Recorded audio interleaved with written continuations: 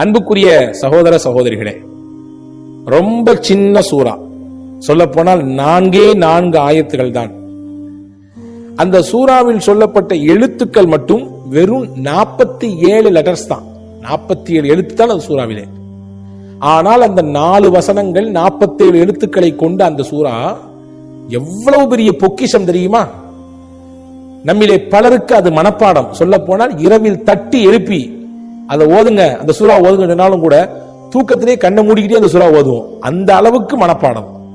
ஆனால் அந்த சூறாவின் பலன், நன்மை என்ன என்பதை நம்மிலே எத்தனை நபர்கள் தெரிந்திருக்கிறோம்? அந்த சூறா தான் நமக்கு சொர்க்கத்தை பெற்றுத்தரப் போகிறது. அந்த சூறாவின் பேரருளையும் அதனுடைய மகத்தான அந்த பாக்கியங்களையும் நாம் உள்வாங்கிக் கொள்வோமே. ஆனால் இனிமே அதை உணர்வுபூர்வமாக ஓதுவோம். அதை நம்முடைய நாவிலிருந்து வெளிப்படுத்துகிற பொழுது நிச்சயமாக அந்த ஈடுபாடு நமக்கு கிடைக்கும். பெருமானா ஸல்லல்லாஹு அலைஹி வஸல்லம் ஆச்சரியப்படுத்திய சூரா. வாருங்கள், நெகிழ்ச்சியான ஒரு நிகழ்ச்சியோடு அந்த சூறாவினுடைய பலனையும் அது கிடைக்கக்கூடிய, அதனால் கிடைக்கக்கூடிய நற்பாகியங்களையும் தெரிந்து கொள்வோம். நபிகள் நாயகம் ஸல்லல்லாஹு அலைஹி வஸல்லம் மதீனாவிலிருந்து கிளம்பி தபூக் என்ற இடத்துக்கு போயிருக்காங்க. யுத்தம் நடக்க போகிறது. மதீனா டு தபூக்ங்கிறது சற்றேறக்குறைய 780 கிலோமீட்டர் தூரம். அவ்வளவு தூரம் அங்க போருக்காண்டி போயிருக்காங்க. என்னைக்கு மாதிரி அன்னைக்கும் காலையில சூரியன் உதிச்சிருக்கு. ஆனா பெருமானா ஸல்லல்லாஹு அலைஹி வஸல்லம் சூரியனையே அப்படியே வச்சக்கன் வாங்காம பார்த்துட்டு இருக்கிறாங்க. அன்னைக்கு சூரியனுடைய கதிர்கள், ஒளி, பிரகாசம் ரொம்ப அற்புதமா இருக்குது. அதை பார்த்துக்கிட்டே இருக்கிறாங்க. கொஞ்ச நேரத்தில் ஜிப்ரீல் அலைஹிஸ்ஸலாம் வர்றாங்க. தபரானியில் இந்த ஹதீஸ் இருக்கிறது. வந்தவங்க ஜிப்ரீல் அலைஹிஸ்ஸலாம் கேட்டாங்க, என்ன நபியே, எல்லா நாளைக்கும் உதிக்கிற மாதிரி தான் இன்னைக்கும் சூரியன் உதிச்சிருக்கு, இதை இவ்வளவு ஆச்சரியத்தோடு பார்த்துட்டு இருக்கீங்களா, என்ன காரியம்னு கேட்டாங்க. ஸல்லல்லாஹு அலைஹி வஸல்லம் சொன்னாங்க, இன்னைக்கு கொஞ்சம் வித்தியாசமா இருக்குது, பேரொளி ரொம்ப அழகா இருக்குது, அந்த சூரியனுடைய அந்த கதிர்கள் கண்ணை பறிக்கவே இல்லை, ரொம்ப அழகா இருக்குது பார்க்கிறதுக்கு, என்ன ஏதோ புதுமையான ஆச்சரியமான நிகழ்ச்சி நடந்திருக்கிற மாதிரி எனக்கு மனசு உள்ளத்துல சொல்லுது அப்படின்னு சொன்ன உடனே ஜிப்ரீல் அலைஹிஸ்ஸலாம் சொன்னாங்க, ஆமா உண்மைதான், நீங்க சொல்றது உண்மைதான். உங்கள் தோழர் முஆவியத் இப்னு முஆவியா அல் முஸனி ரலியல்லாஹு அன்ஹு அவர்கள் மதீனாவிலே இறந்து போய்விட்டார். அவருடைய இறப்பு செய்தியை கேட்டுவிட்டு வானத்திலிருந்து மலக்குகள் அப்படியே சாறை சாறையாக வந்து பூமியில இறங்கி இருக்கிறாங்க. அவங்க இறங்குனதனுடைய வெளிப்பாடு தான் பேரொளியா இருக்கு.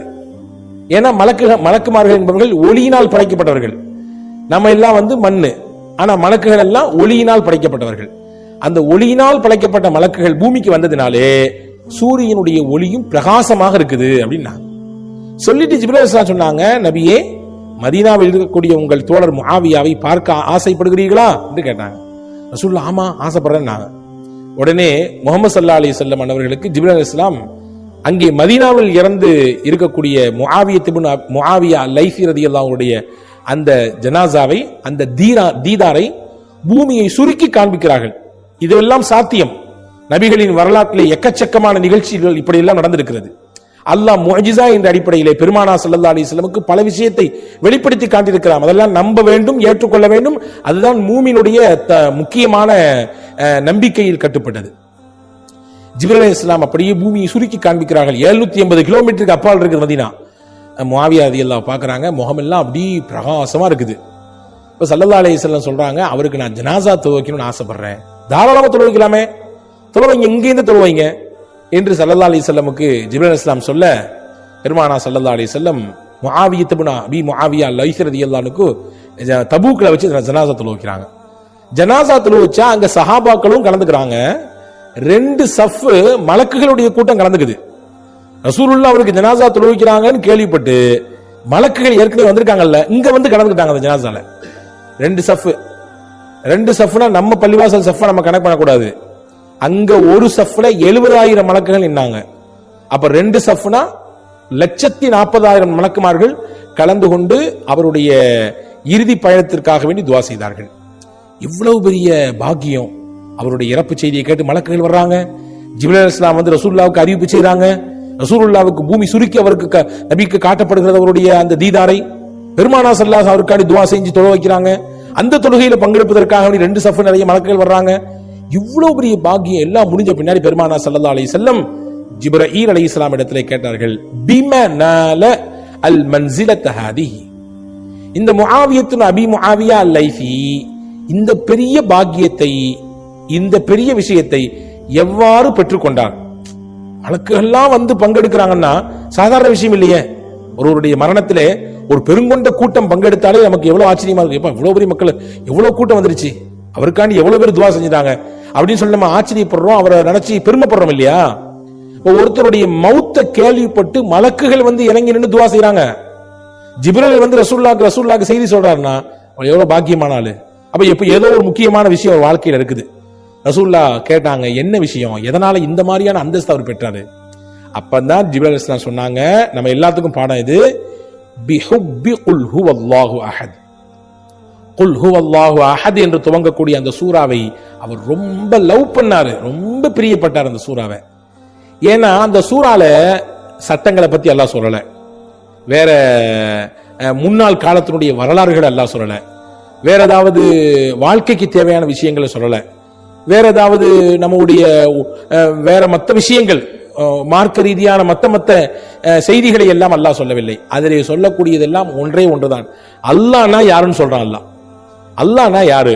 அவன் ஒருவன், அவன் தேவையற்றவன், அவனுக்கு பிள்ளைகளும் இல்லை, பெற்றோர்களும் இல்லை, அவனுக்கு இணையாக உலகத்தில் யாரும் இல்லை. இதுதான் அல்லாஹ்வை பத்தி சொல்லக்கூடிய ஒரு வட்டுருக்கமாக. அல்லாஹ் என்றால், இறைவன் என்றால் இந்த தன்மைக்கு உட்பட்டவனாக இருக்க வேண்டும் என்று இறையியலை சொல்லக்கூடிய ஒரு அத்தியாயம் அது. அதை சொல்றதுனால அவருக்கு ரொம்ப அதன் மீது பிரியம், காதல், அப்படியே அதிலே சொக்கி போய் அவர் இந்த சூறாவை திரும்ப திரும்ப மடக்கி மடக்கி மடக்கி மடக்கி ஓதிக்கொண்டே இருப்பார். ஜிப்ரீல் அலைஹிஸ்ஸலாம் சொன்னாங்க ரசூலுல்லாஹ்ட்ட, காயிமன் வ காயிதன் வ ராக்கிஅன் வ சாஜிதன் வ நாயிமன் வ ராகிதா, நிற்கும் பொழுது, உட்கார்ந்து இருக்கும் பொழுது, சஜிதா செய்யும் பொழுது, ருகூல இருக்கும் பொழுது, இப்படி குனிந்தால், நிமிர்ந்தால், ஆனா நடந்தால், ஓடினால், எல்லா நிலையிலும் இந்த சூறாவை அவர் மடக்கி மடக்கி மடக்கி மடக்கி பிரியத்தோடு ஓதினார். பிரியப்பட்டதினாலே அல்லாஹ்வும் அவரை பிரியப்பட்டான். தன்னை பற்றி சொல்லப்படுகிற தன்னுடைய சிஃபாத்துகளை பற்றி, தன்மைகளை பற்றி, தன்னுடைய இலாஹியத்தை பற்றி சொல்லப்படுகிற, இறையியலை பற்றி சொல்லப்படுகிற அத்தியாயத்தை அவர் நேசித்ததினாலே அவரையும் அல்லாஹ் நேசித்தான். அல்லாஹ் நேசித்ததினால் எங்களை எல்லாம் அனுப்பி வைத்தான், அவருடைய ஜனாசாவிலே பங்கெடுக்க செய்தான் என்று ஹஜ்ரத் ஜிப்ரீல் அலைஹிஸ்ஸலாம் நபிகள் பெருமானா ஸல்லல்லாஹு அலைஹி வஸல்லம் இடத்திலே சொன்னார்கள். அன்பு சகோதரர்களே, ஒரு சூரா தான், வெறும் 4 ஆயத்து தான், வெறும் 48 லெட்டர்கள் தான், 47 எழுத்துக்கள் தான். ஆனால் இது பெற்றுத் தருகிற பாக்கியத்தை பார்த்தீர்களா? அல்லாஹ்வின் பிரியத்தை பெற்று தந்துவிடும். நாம் இறந்து போய்விட்டால் நம்முடைய ஜனாசாவிலே மலக்குகள் வந்து கலந்து கொள்ளக்கூடிய அளவிற்கு உண்டான ஆற்றல் மிக்க மகத்தான சூரா குல் ஹுவல்லாஹு அஹத், இஹ்லாஸ் என்று சொல்லக்கூடிய ஒரு சூரா. இந்த சூறாவை பற்றி தான் பெருமானா ஸல்லல்லாஹு அலைஹி வஸல்லம் சொன்னாங்க, யார் இந்த சூரா ஒரு தடவை ஓதுறாங்களோ குர்ஆன்ல 3ல ஒரு பகுதி ஓதின நன்மை கிடைக்கும்னாங்க.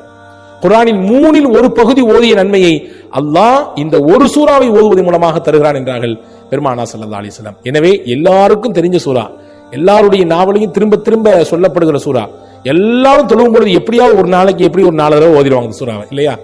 எனவே இனிமேல் இதனுடைய மகத்தான அந்த விஷயங்களை உள்வாங்கிக் கொண்டு நாம் ஓதுவோம்.